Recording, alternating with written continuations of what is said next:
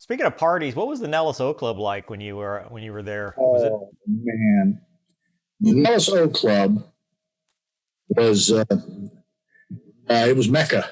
It was Yeah. Mecca. It was the greatest place on earth. And I did a whole thing on my blog and on the website there. If you take a look at it, on Friday nights, the Nellis O Club was a classy place, very nice bar, polished bar, this, that, and the other. On Friday nights, the fighter pilots would come in and they'd walk right past all the shiny bar and all this thing, back to the dingy, grungy stag bar in the back. And that's where it happened. It was wonderful.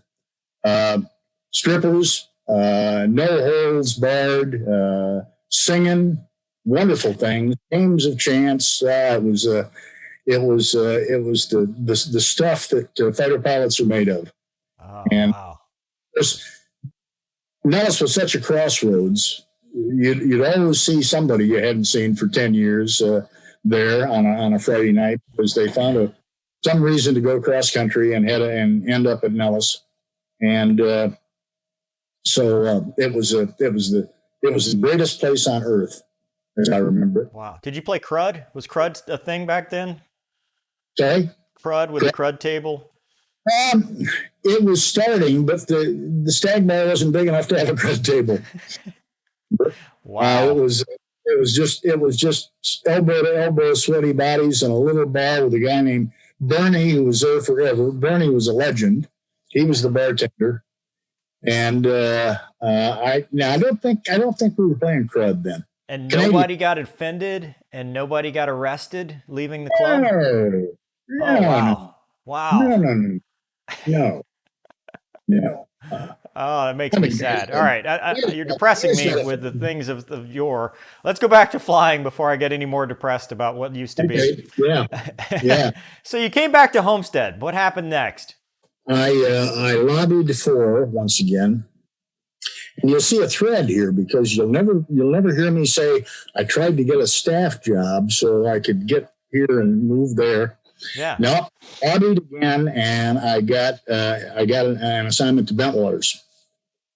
And Bentwaters at the time was F4s, Bentwaters and Woodbridge, twin bases, both same unit, same outfit, and went to Bentwaters because I had the patch on my shoulder. I was the chief of weapons and tactics there, and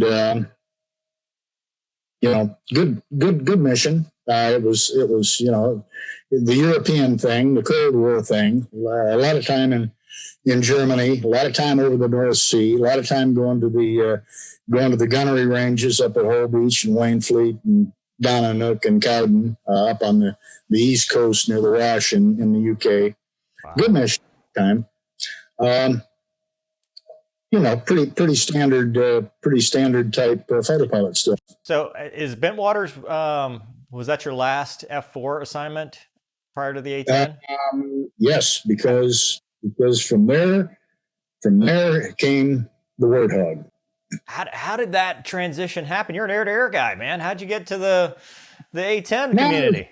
I was an F4 guy. I was a jack of all trades. That's true. F4 did everything. Yeah. So what happened was, and again, it was just it was luck of the draw. I suppose I had been at Bentwaters for about close to a year, and the rumblings had been that they were going to change the force structure. They were going to start thinking about putting the old F4 out to pasture and replacing it with something else. And the original candidate was the F-15, and we all thought, "Oh, sleek, man! Is that sleek F-15?"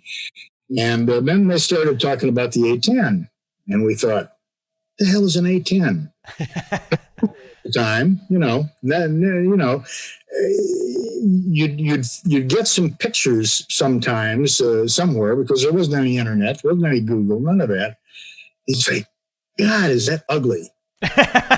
Yeah. God, is that airplane ugly? And so it came to pass that they said, well, soon we're going to announce just what we're going to do with the European bases. So they put us all together in the base theater one morning, and the boss came up and he said, Bentwater's going to the A-10. We all went, I had visions of climbing out of the F-4 and into this sleek F-15. Yeah. One of the A-10. So being fighter pilots, narcissists, we all looked at what we'd been flying. We've been flying this F-4, not a pretty airplane, tail, bent up wingtips, stuff like that. But by God, it looked mean. Yeah. And God, it looked like something that could do some damage. And now they're going to put us into something that sounds like an enormous sewing machine. And looks like it's got a couple of fans on the back. And how can they do this to us? So a lot of us kind of felt that way. We had a choice. We could stay in the F-4, or we could transition, if we had enough time left in theater, to the A-10. And great forward thinker that I am, I said, I'll stick with the A-4. I'm wearing the patch. I can always get a flying job with the F-4. And my wife, bless her, she held her counsel for the time, quiet about it. And then one night, one weekend, one of my old backseaters from Torrejon in the F-4 came to visit. He had subsequently gone to pilot training, and he'd gotten into an A-7. And he came, and I started talking to him about it, and I started telling him why I'm going to stay in the F-4 because it's powerful and it does that, and the A-10 is so ugly I'd be embarrassed to go to another base, and we jumped into a bottle of Glenfiddich at the house, and he started talking to me about single engine flying. And he talked and he talked and he talked, and the drunker I got, the more I just reiterated that really the only problem I had was my visual impression of the A-10 with wheels that hung out the bottom of the airplane and this, oh dear. And he talked me into changing my mind. Yeah. And do I owe him one?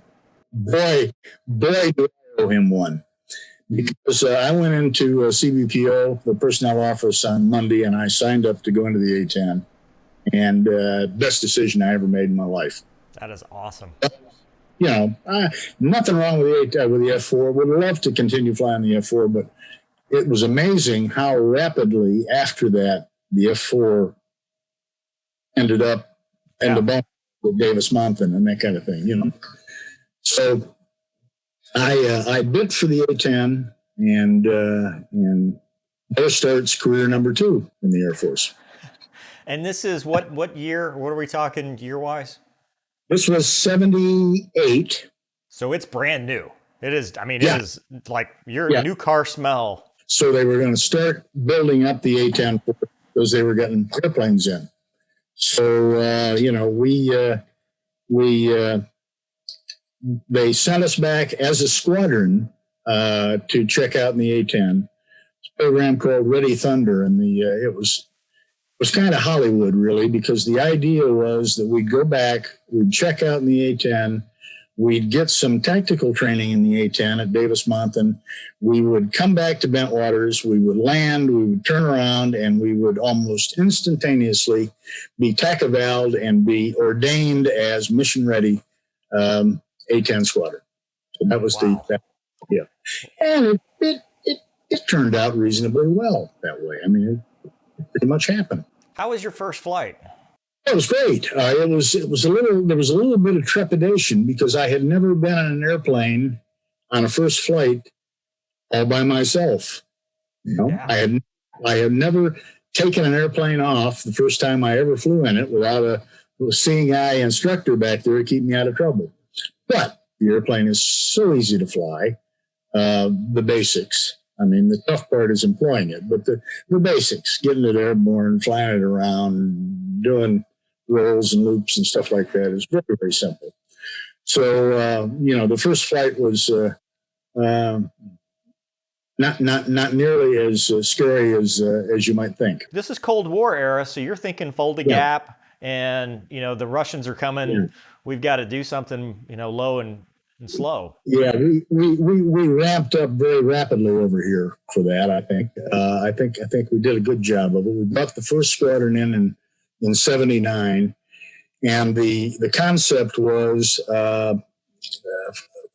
forward operations, rearward maintenance.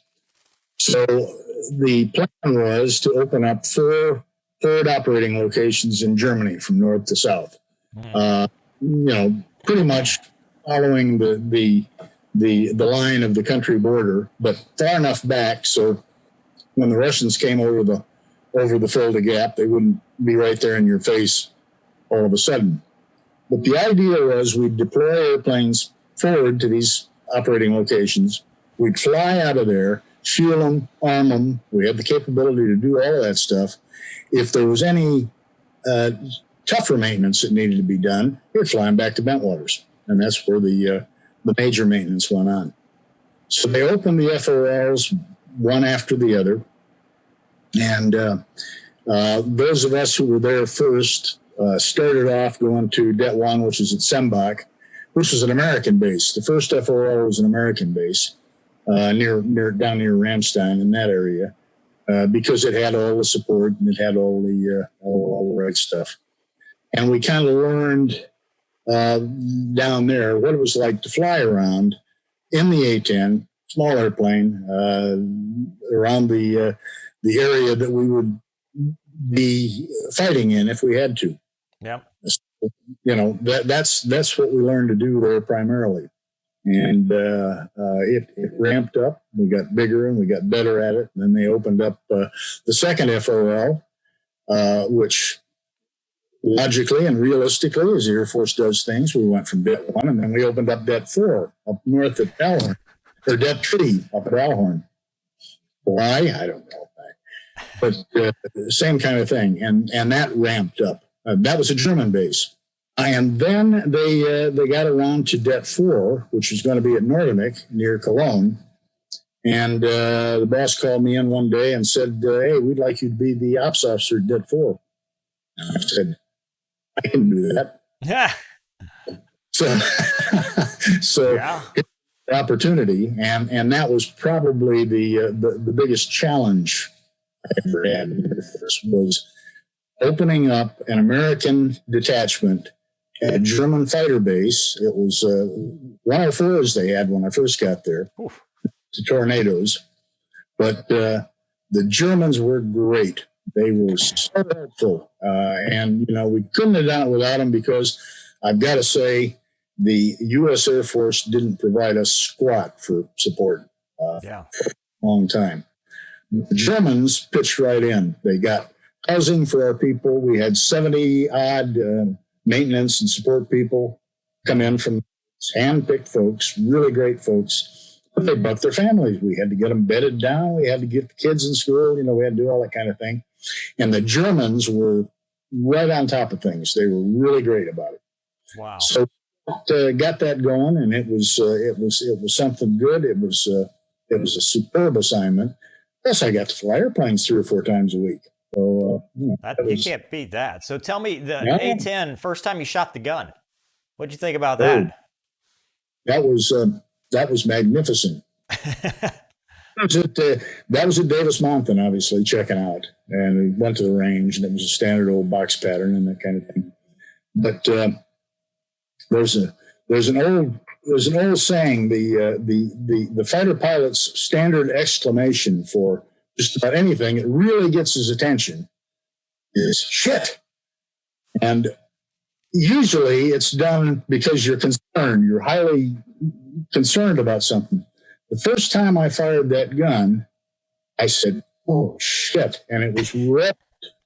I mean, it was just something else. The noise and the looking downrange about 4,000 feet and seeing that great clump of impacts I just brought tears to my eyes. It was something else, and it just got better from there. It was really great. The gun is magnificent. It really Was it pretty is. reliable aircraft when it was brand new like that? A model, Yeah. no issues. Yeah. Reliable, but very, very basic. We had no INS. Oh, Remember, wow. this airplane? No INS at all. This is an airplane that's going to move around at 250 feet or below if the threat's there, in an area that's high threat or could be high threat. Inter-German border, that kind of thing, buffer zone, that kind of thing, and you're racing around there with nothing but a map that's about this big that you got into 4 segments, grease pencil all over it with headings and distances and times and this and that and the other. It was kind of like flying a SPAD, but a little quicker, No avionics at all. It had a HUD, but a very basic HUD. The HUD was simply, it was a gun cross at 41 mils and a depressible sight for bombs. That's So about you're all it was. manual bombing only. Oh, yes. Wow. Oh, yes. The magic didn't come along until years later. That was the magic of TLR. Have you ever heard of TLR? That looks about right. That looks about right. And that's how you learn to bomb. You're a little shallow, so you push it up, try to get a little more airspeed. You press a little bit, and that looks about right. Hit the button. Did you guys bomb for quarters? Did you ever do that? Oh, yeah. Yeah, absolutely. Yeah. Nickel a hole. Yeah. Bomb, nickel a hole. Yeah. Yeah, that's awesome. So back then, was it rockets, unguided, like Mark 82s, Mark 84s? Is that pretty much high drag, low drag? Primarily Mark 82s. Pretty early, they came into to Mavericks on the Really? A10. Yeah. Early.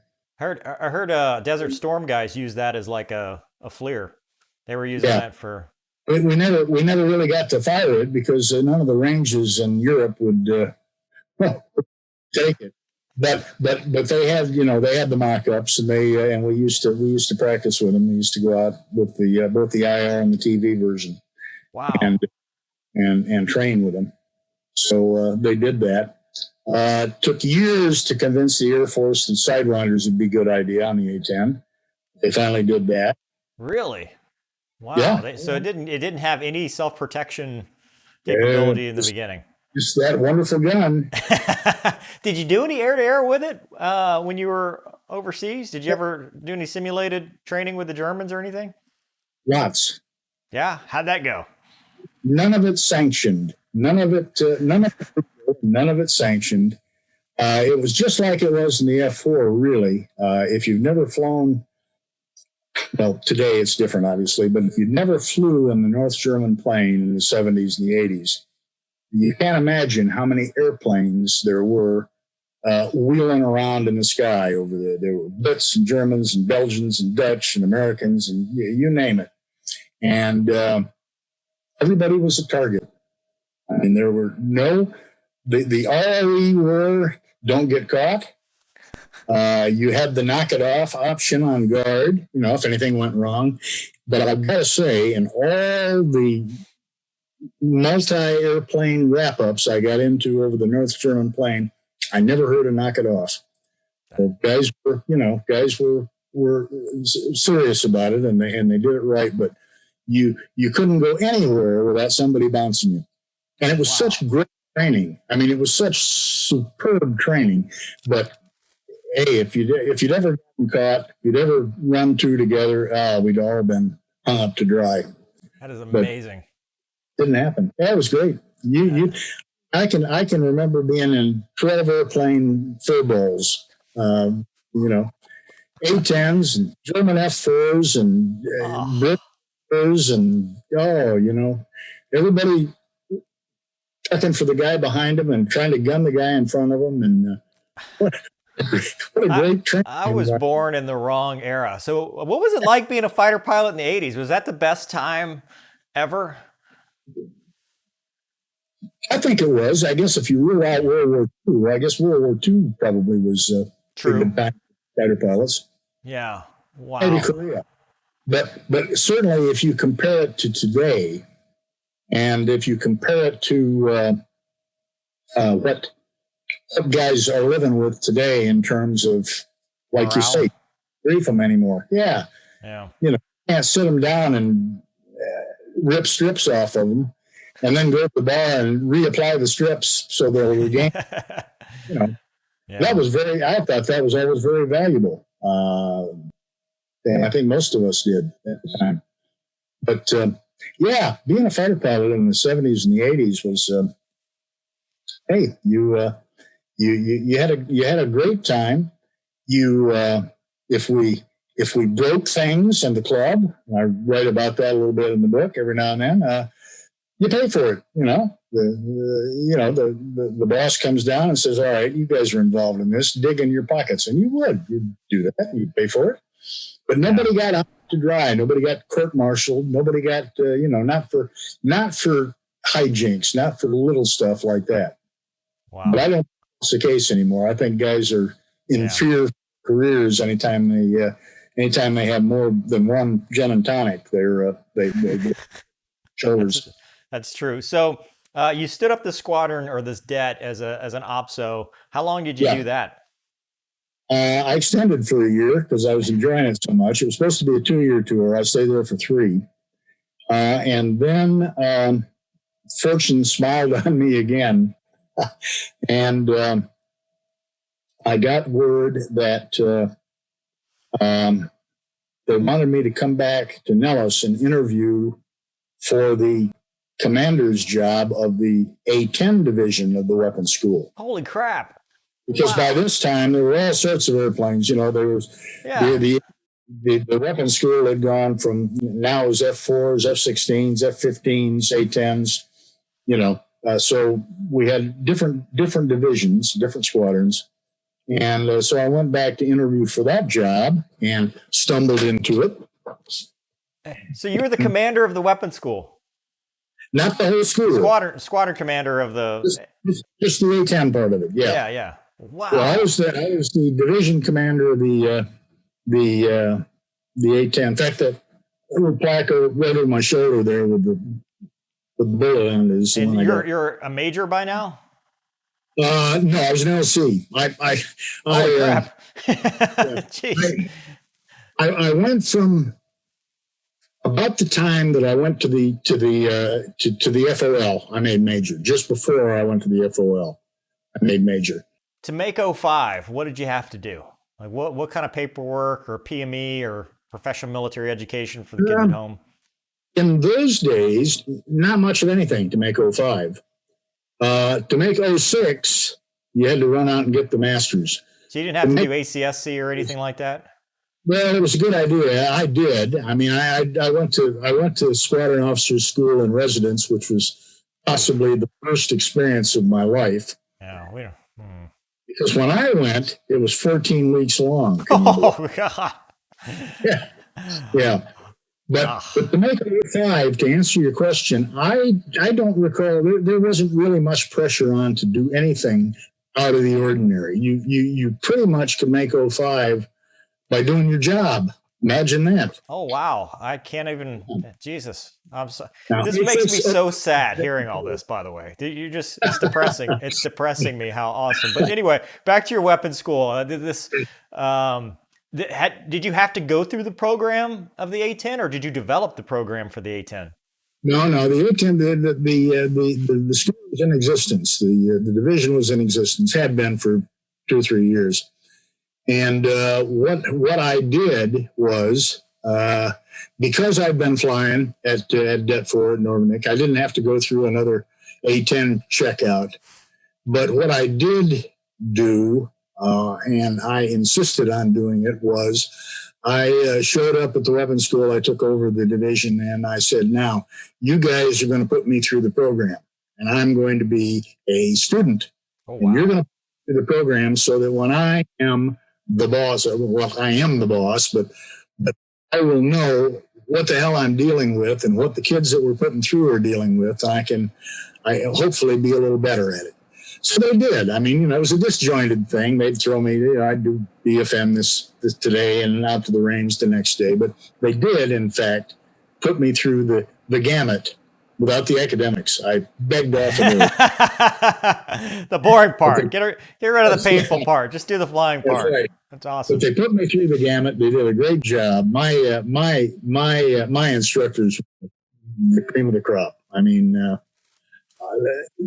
being commander of the weapons school division, I'll have to say, this was my biggest challenge, and that was the hardest work I ever did. And that was the easiest job I ever had, because I had so many absolutely superb people working for me. Yeah. That most of the time, I'm not an ideas guy. I don't sit around and say, well, that's easy. But these guys all were, and that was nice. So what I did most of the time, what I had to do most of the time was, one of the guys would come in and say, boss, what do you think about this and that and the other? And I'd say, that sounds great. And then I'd just get the hell out of the way. They were magic guys. They were terrific. They really were. So, that was such a great job. How long did you do that? 2 years.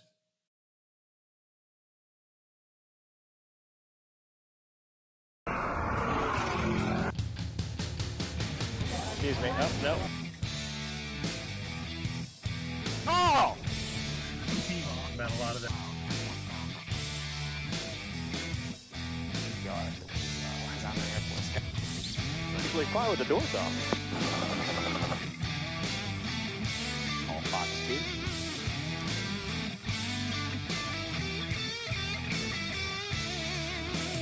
Don't be a douche. That's rule number 1. Make them tell you no.